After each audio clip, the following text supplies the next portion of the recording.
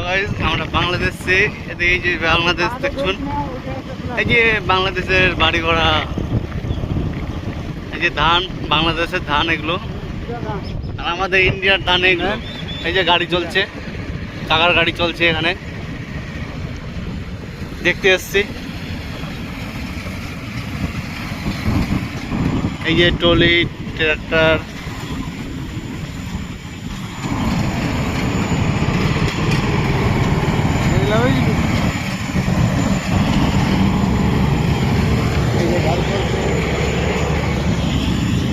এই যে বাংলাদেশ,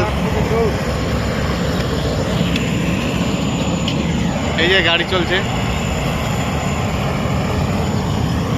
এই যে আর্মি টার্মি সাইকেল নিয়ে যাচ্ছে।